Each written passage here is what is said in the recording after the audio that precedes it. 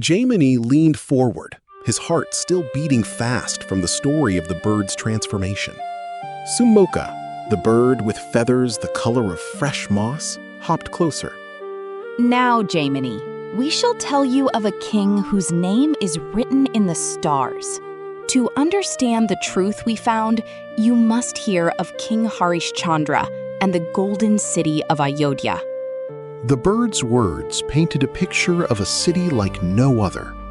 Ayodhya was a place of white marble and shining gold. Towering temples with intricate carvings reached toward the clouds, and the air was thick with the scent of sandalwood.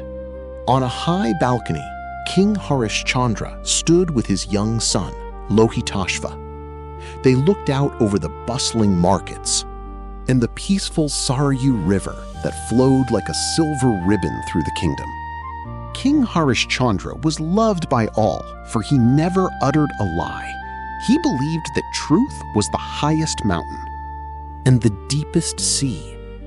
By his side was Queen Shavya, a woman of grace and wisdom. Together, they sat in the great hall, where the pillars were wrapped in silk and the floors were polished to a mirror shine.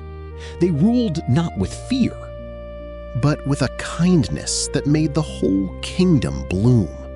Their son, Lohitashva, was the light of the palace. He spent his days in the royal gardens, where peacocks danced and fountains splashed cool water into turquoise pools. Queen Shavya often sat with him near the water, teaching him that a prince's greatest treasure was not gold, but his word. A promise is a bond that even time cannot break. But peace is often tested to see if it is strong. One morning, a shadow fell across the palace gates. It was the great sage Vishwamitra, a man whose eyes held the fire of 1,000 suns. He was known for his stern heart and his immense power.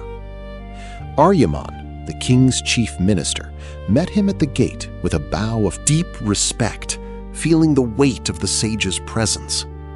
When King Harishchandra heard of the sage's arrival, he hurried to the courtyard.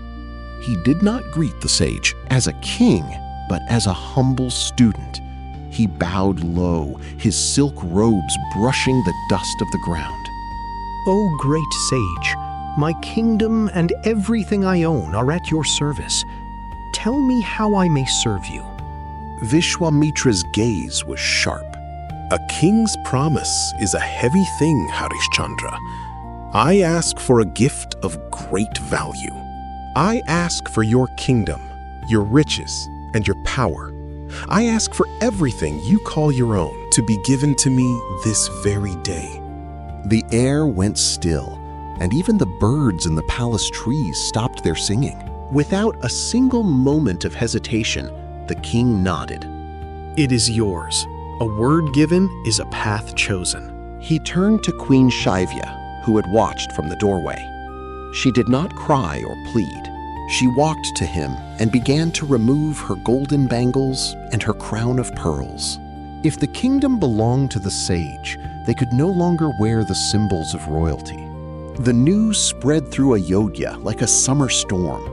The people watched in silence as their king, queen, and prince walked toward the city gates.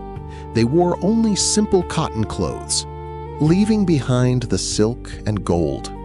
Queen Shavya held Lohitashva's hand tightly as they stepped out of the only home the boy had ever known. The test of truth had begun, and the road ahead was long and dusty. In the cave, Sumukha grew quiet. The king lost his palace, but he kept his soul. He proved that truth is more precious than 1,000 kingdoms. Jaimini sat in the silence, thinking of the brave family walking into the unknown. He knew the story was just beginning, and the greatest trials were yet to come.